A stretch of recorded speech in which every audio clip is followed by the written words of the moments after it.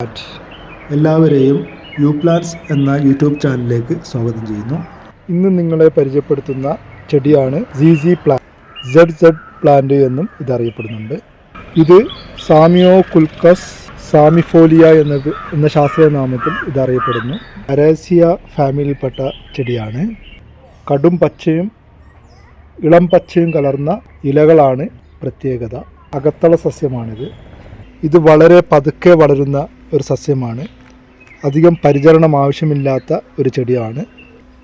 വെള്ളം വളരെ കുറച്ച് മതിയാകും. വെള്ളം കുറവുള്ള ഏരിയകളിൽ ഏറ്റവും അത്യുത്തമമായ ഒരു ചെടിയാണ്.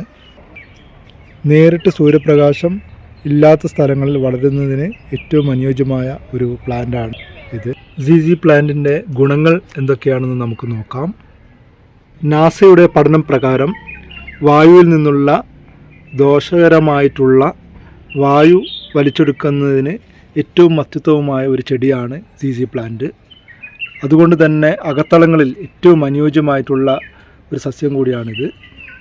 അതുകൂടാതെ വീട്ടിലായാലും ഓഫീസിലായാലും എളുപ്പത്തിൽ പരിചരിക്കാൻ സാധിക്കുന്ന ഒരു ചെടിയാണ് ZZ പ്ലാന്റ്. ഇതിൻ്റെ ഭംഗിയുള്ള ഇലകൾ വീടിനുള്ളിലും ഓഫീസുകൾക്കും പ്രത്യേക ഭംഗി തന്നെ നൽകി വരുന്നുണ്ട്.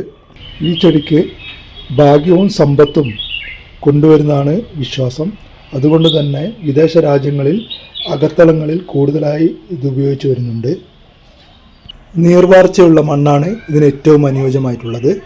പ്രകാശം വളരെ കുറവുള്ള സ്ഥലങ്ങളിലാണെങ്കിലും ഇത് നല്ല രീതിയിൽ തന്നെ ഇലകൾക്ക് തിളക്കം സമ്മാനിക്കും. മാസത്തിലൊരിക്കൽ ലിക്വിഡ് വളങ്ങൾ ഉപയോഗിക്കുന്നത് അത്യുത്തമമാണ് ഈ ചെടിക്ക്. ഈ ചെടിക്ക് ഏറ്റവും അത്യുത്തമമായ താപനില എന്ന് പറയുന്നത് 18 ഡിഗ്രി മുതൽ 30 ഡിഗ്രി വരെയാണ്. ZZ പ്ലാന്റിന് വെള്ളം അധികം ആവശ്യമില്ല. വെള്ളം വറ്റിയതിന് ശേഷം മാത്രമേ വെള്ളം ഒഴിക്കാൻ പാടുള്ളൂ. അടിഭാഗം വരണ്ടതിന് ശേഷം മാത്രമേ ഇതിലേക്ക് വെള്ളം ഒഴിക്കേണ്ടതുള്ളൂ. ഇതിൻ്റെ ജലസേചനത്തിൽ ശ്രദ്ധിക്കേണ്ട പ്രധാന കാര്യങ്ങൾ ഇവയൊക്കെയാണ്. 100% വെള്ളമില്ല എന്ന് ഉറപ്പാക്കിയതിന് ശേഷം മാത്രമേ ഇതിന് വെള്ളം ഒഴിക്കേണ്ടതുള്ളൂ. ചെടിയിൽ നിന്ന് ഒഴുകി വരുന്ന വെള്ളം ഇതിലേക്ക് വീണ്ടും ഒഴിക്കാൻ പാടില്ലാത്തതാണ്. അമിത ജലസേചനം ഈ ചെടി ഉണങ്ങിപ്പോകാനുള്ള സാധ്യത വളരെ അധികമാണ്. കാരണം ഇതിൻ്റെ അടിയിലെ റൈസോം നശിച്ചു പോകാനുള്ള സാധ്യത വളരെ കൂടുതലാണ്. മികച്ച ഇൻഡോർ പ്ലാന്റ് ആയതിനാൽ തന്നെ നേരിട്ടുള്ള സൂര്യപ്രകാശം ഒഴിവാക്കുന്നതാണ് ഏറ്റവും ഉചിതം. സാധാരണ ZZ പ്ലാന്റിനുണ്ടാകുന്ന പ്രശ്നങ്ങളും അതിൻ്റെ പരിഹാര മാർഗങ്ങളും നമുക്ക് നോക്കാം. അമിത ജലസേചനം കാരണം ഇലകൾ മഞ്ഞയാവാൻ സാധ്യതയുണ്ട്. അതിന് പരിഹാരമായി ജലശേഷം കുറച്ച് മണ്ണ് മാറ്റി കൊടുക്കുന്നത് നന്നായിരിക്കും.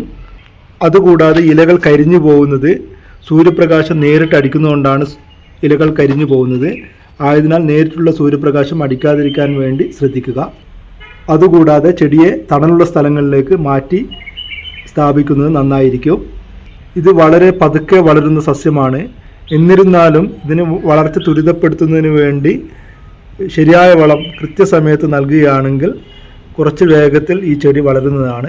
മിതമായ ലിക്വിഡ് ഫെർട്ടിലൈസർ ഉപയോഗിക്കുന്നത് ചെടിയുടെ വളർച്ചയ്ക്ക് വളരെ അത്യുത്തമമാണ്.